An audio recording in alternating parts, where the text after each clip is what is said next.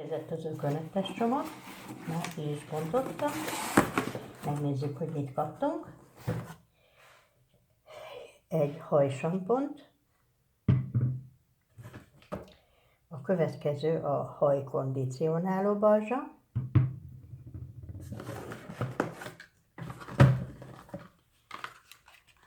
A hajszérum. Haj- és fejbőr ápolókrém. És a legfontosabb, hogy támogassuk még a szépségkomplexsel is a szervezetünket. Vaskapszula, Flora Plus,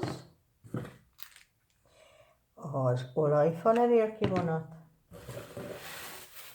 és a legutolsó a D3 vitamin.